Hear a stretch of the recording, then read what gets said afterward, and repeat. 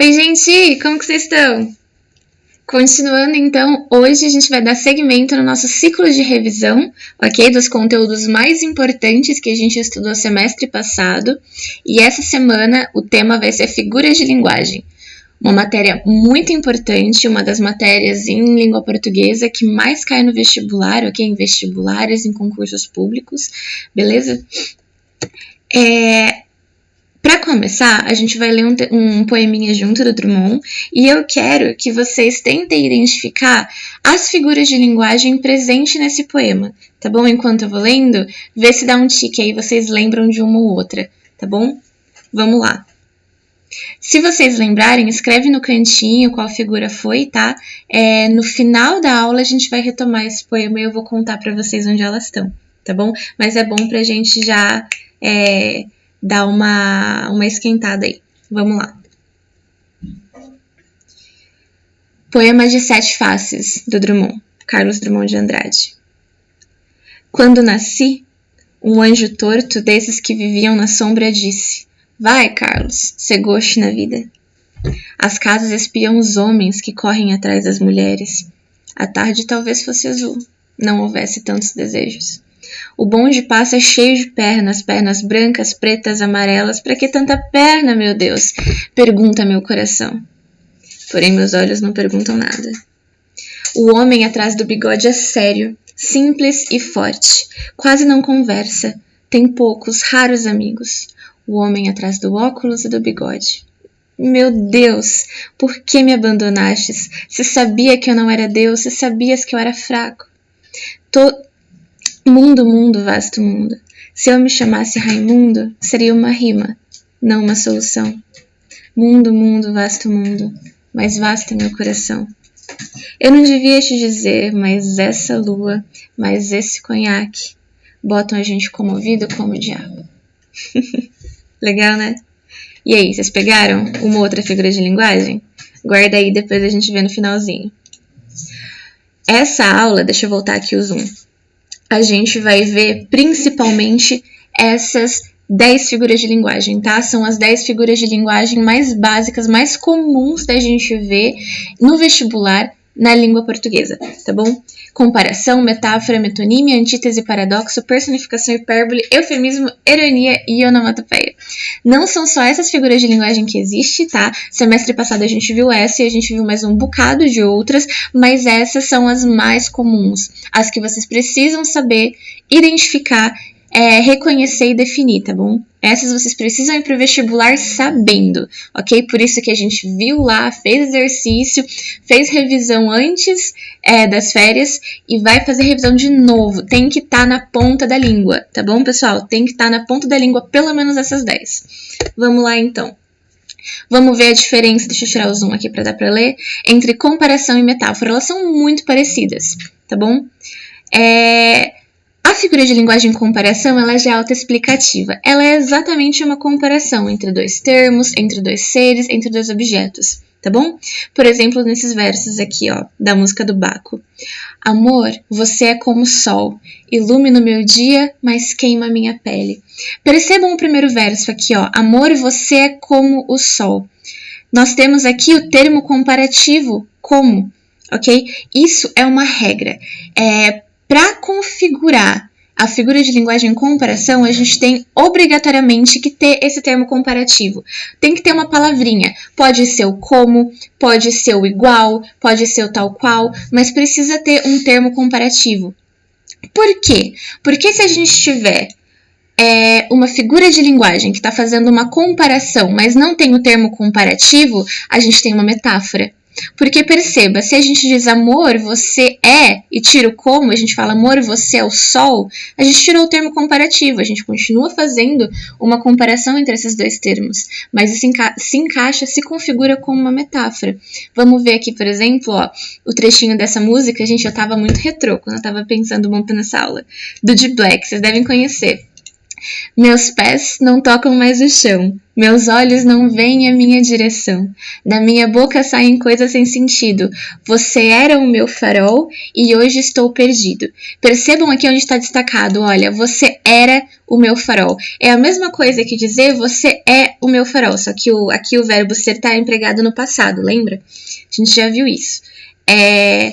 Eu poderia dizer você era ou você é como meu farol. Aí eu coloquei o terminho comparativo, viu? Como.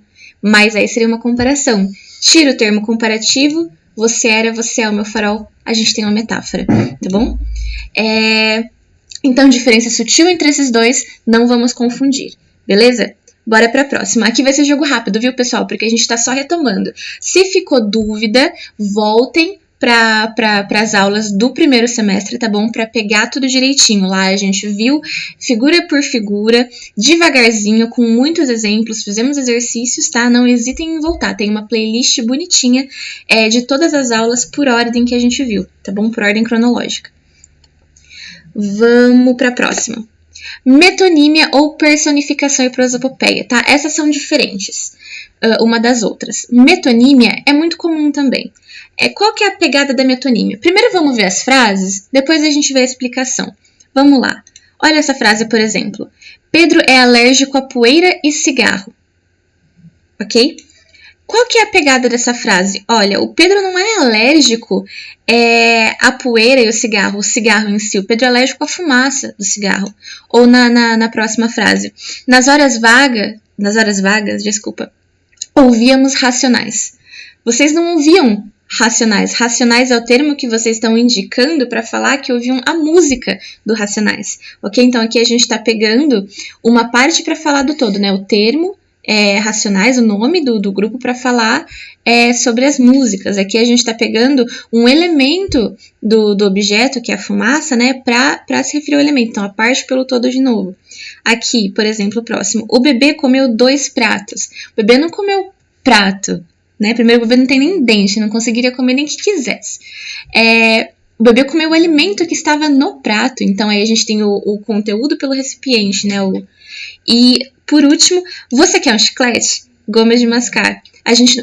Você quer um chiclete? A gente não tá se referindo aqui ao chiclete, porque chiclete é a marca, né? A gente está se referindo ao produto, ao alimento, que é uma goma de mascar, né? A gente fala isso com palha de aço também, a gente costuma chamar de bombril e por aí vai. A gente troca a marca pelo produto, né?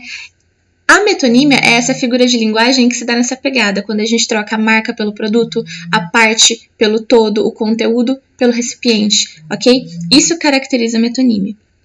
A personificação, por sua vez, também é chamada de prosopopeia e ela consiste em a gente dar características de seres humanos, sentimentos, desejos, atitudes, características que são de seres humanos para objetos inanimados ou para animais, ok? Nesse poeminha, por exemplo, do Paulo Leminski, M de Memória, que ele diz: os livros sabem de cor milhares de poemas. Que memória!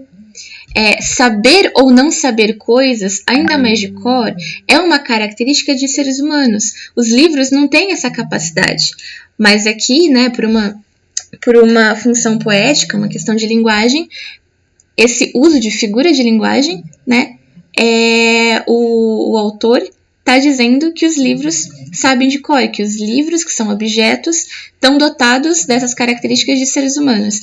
Nisso consiste, isso que é uma personificação ou uma prosopopeia. Por isso que personificação, percebam, que é você trazer características de pessoas para objetos ou animais. Próximo, que a gente tá rapidinho. Antítese e paradoxo. Outras 2 figuras de linguagem, outro parzinho de figuras de linguagem que são parecidos, ok? Vamos ver qual a diferença entre os dois. A antítese é simples, tá bom? O que é a antítese? É quando você tem em uma frase, em um texto, 2 elementos que se opõem em sentido, ok? Quando você tem 2 elementos que são antagônicos. Por exemplo, não procure cura aos pés daqueles que te machucaram, ok? Que é um poeminha da Rupi Kaur. Aqui, quais são as palavras, quais são os termos que são opostos? Seria aqui o cura, né? e o machucaram. E a gente pode pensar em vários parzinhos possíveis quando a gente pensa em claro, escuro, em quente, frio, em céu, em terra. Todos esses são parzinhos opostos, ok? E quando a gente tem esses termos empregados em versos, em textos, a gente tem uma antítese, tá bom? Paradoxo é um pouquinho mais complexo, o buraco é um pouquinho mais embaixo. Vamos ler esse trechinho famoso do poema do Camões. Amor é fogo que arde sem se ver, é ferida que dói e não se sente, é um contentamento descontente, dor que desatina sem doer. O que está acontecendo aqui? Olha isso.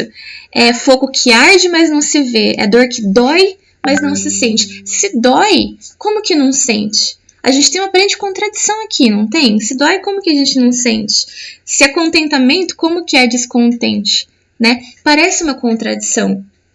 Só que no contexto, ao longo do poema, essa contradição, esses termos que aparentemente são opostos, né, o contentamento e o descontente, por exemplo, são elementos opostos que parecem contraditórios, mas que no final, no texto inteiro, eles se fundem em sentido. Okay? E aí não são mais contraditórios. O sentido completo está apontando para uma interpretação, que aqui no caso a gente pode ter várias, né? Como o amor é algo complicado, é algo complexo, enfim. Essa é a pegada do paradoxo. A presença de termos que são aparentemente opostos, que aparentemente configuram uma contradição, mas que se fundem em sentido no enunciado, no texto total. Ok? Isso é um paradoxo. Então, atenção para a diferença entre antítese e paradoxo, tá? Antítese é simplesmente a colocação de termos que se opõem em sentido. Paradoxo é quando a gente tem esses termos que se opõem em sentido, que parecem ser uma contradição, mas se fundem no enunciado total. Ok? Próximo. A gente tá todo rapidinho hoje. Hipérbole e eufemismo. De novo, um parzinho de figuras de linguagem que tem tudo a ver um com o outro. Deixa eu ver quanto tempo a gente tem. Beleza. Vamos ler rapidinho esses trechinhos da música Exagerada do Cazuza. Paixão cruel e desenfreada, te trago 1000 rosas roubadas para desculpar minhas mentiras, minhas mancadas. Exagerado, tô tentando não cantar, gente, tô me segurando. Exagerado, jogado aos teus pés, eu sou mesmo exagerado. Adoro um amor inventado. Eu nunca mais vou respirar se você não me notar. Eu posso até morrer de fome se você não me amar. O que fica claro para vocês? O que chama mais atenção? Exatamente o título da música, né? O exagero. Ao longo do texto, ele está sendo extremamente exagerado nas colocações dele. Ele traz 1000 rosas roubadas. Ele não está trazendo 1000 rosas roubadas. Como que consegue carregar 1000 rosas roubadas? E ele nunca mais vai respirar se ele não for notado. É um exagero, não é? E exatamente nisso consiste a hipérbole. A hipérbole nada mais é do que um exagero, ok? Quando a gente diz, eu tô morrendo de fome, eu tô morrendo de sono, é um exagero, tá bom? Isso é hipérbole. E eufemismo é o oposto. Se na hipérbole a gente exagera, no eufemismo a gente tenta diminuir, a gente tenta suavizar o que a gente está dizendo, ok? É muito usado o eufemismo quando a gente está se referindo à morte, por exemplo. E aqui tem alguns ditados populares, olha só. Foi comer capim pela raiz, esticou as canelas, bateu as botas, foi para a terra dos pés juntos. Eufemismo consiste exatamente nisso, quando você tenta suavizar aquele termo, aquela característica, aquilo que está sendo dito, ok? É o oposto de hipérbole. Próximo. Opa! Próximo parzinho. E aqui a gente fecha depois desse parzinho, a gente fecha as figuras de linguagens essenciais que a gente precisa saber. Ironia e onomatopeia.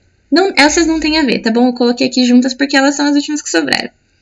Ironia, a gente está acostumado, né, a ouvir, a usar ironia no dia a dia, né? A gente usa muito. Por exemplo, nessa frase, que pessoa mais educada, entrou sem cumprimentar ninguém.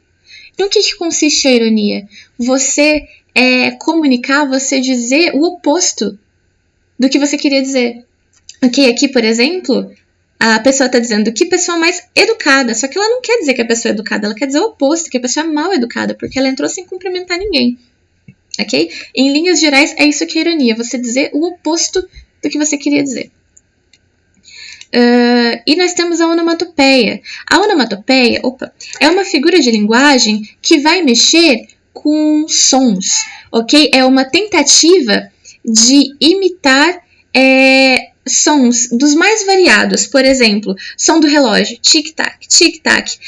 Som de alguém batendo na porta, toque-toque. Som do espirro, atim. Som da tosse, cough-cough. E por aí vai, tá bom? Essas tentativas de imitar sons é o que caracteriza, é o que configura a onomatopeia, ok? Aqui eu queria mostrar para vocês, relembrar... antes... A gente conversou, né, que nós iríamos rever o poema do Drummond para pegar as figuras de linguagem, né? Aqui elas estão bem no comecinho. Eu separei pelo menos 2 pra gente ver. Vamos lá. Quando nasci, um anjo torto disse... Quando nasci, um anjo torto desses que vivem nas sombras disse: vai, Carlos, ser gosto na vida. As casas espiam os homens que correm atrás das mulheres. Por que isso aqui é uma figura de linguagem? As casas espiam os homens. Espiar é uma ação que seres humanos fazem. Mas aqui, quem está executando essa ação de espiar são as casas. Qual figura de linguagem que é caracterizada por quando a gente atribui atitudes de seres humanos a objetos, a coisas, a animais? A personificação, ok? Então, aqui a gente tem essa primeira figura de linguagem, próximo parágrafo, próximo estrofe, a gente está falando de poesia. O bonde passa cheio de pernas, pernas brancas, pretas, amarelas. Pra que tanta perna, meu Deus? Pergunta meu coração. Mas meus olhos não perguntam nada. Cadê a figura de linguagem aqui? Olha, o bonde passa cheio de pernas. O bonde está passando... Vamos interpretar literalmente isso aqui. É um monte de perna dentro do bonde? Porque se for, teve uma espécie de massacre aí, né? Tem alguma coisa errada. Não são pernas que estão passando pelo bonde, são pessoas, né? Então aqui está sendo utilizada uma parte da pessoa, que é as pernas, para se referir ao todo, né? Que são as pessoas. E aí a gente pode seguir em várias interpretações do porquê isso acontece, né? Pode ser uma visão fragmentada da realidade, porque é uma multidão despersonalizada, ou porque ele está muito cabisbaixo, aí ele só vê as pernas. Aí a gente pode brisar e tentar atribuir sentidos ao porquê ele usou isso. Mas, se a gente está tentando identificar as figuras de linguagem, aqui a gente tem uma metonímia, porque, de novo, o autor, o eu lírico, está utilizando parte, né, que aqui são as pernas, para se referir ao todo, que são as pessoas, ok? Por isso a gente tem uma metonímia. Agora, o que eu quero de vocês? Eu quero que vocês leiam esse poema de novo, mais uma vez, aí com vocês, e vejam se tem alguma outra figura de linguagem em algum lugar desse texto, tá bom? Se vocês acharem alguma coisa, ou se ficarem com dúvida e não acharem nada, vem falar comigo, pra gente conversar mais sobre ele, tá bom? Para finalizar, eu queria retomar com vocês esse mapinha mental que a gente viu quando a gente fechou a matéria de figuras de linguagem semestre passado, ok? Aqui a gente viu que as figuras de linguagem elas podem ser divididas em áreas, né? Em tipos. Então a gente tem figuras de linguagem sonoras, por exemplo, que são as que brincam com o som, como a onomatopeia, por exemplo. A gente tem figuras de linguagem de construção de sintaxe, que são as que mexem com a estrutura sintática da frase, a ordem da frase. Aqui, por exemplo, a gente tem... Cadê? O hipérbato, que é uma figura de linguagem muito utilizada em determinados movimentos literários. É sempre bom, por isso que a gente viu a figura de linguagem no começo. A gente usa muito para tudo, inclusive para literatura. Temos também figuras de palavra, que elas brincam com as palavras, e figuras de pensamento, que vai estar brincando com as ideias, com os sentidos por trás da palavra. Tá bom? Mas são, assim, uma tentativa de didática, de diferenciar, de agrupar as figuras de linguagem. Aqui eu coloquei a caráter de curiosidade. Vocês não precisam saber classificar, tá bom? É só para vocês conseguirem agrupar aí, talvez faça mais sentido, ok? O que precisa ficar dessa aula é vocês conseguirem identificar e caracterizar essas 10 figuras de linguagem, tá bom? Não vamos ir para o vestibular sem ter essas 10 figuras de linguagem na ponta da língua, ok?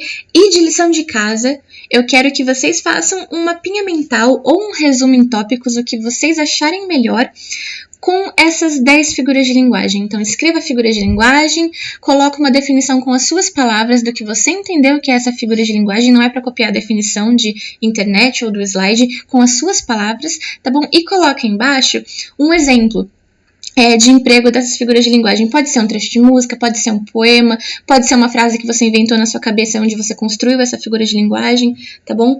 Faça esse resuminho, esse mapinha mental com essas 10 figuras de linguagem e manda pra mim, tá? Pode fazer numa folha de sulfite ou no caderno, tirar uma foto e me mandar no WhatsApp, tá bom? E aí vocês ficam com essa folha perto de vocês até o dia do vestibular. Então, coloca na parede do quarto, coloca na parede do guarda-roupa, deixa em algum lugar que você tá vendo constantemente, tá bom? Porque essas figuras de linguagem precisam estar na ponta da língua, ok? Por enquanto é isso, pessoal. Qualquer dúvida, mandem mensagem, tá bom? Beijão!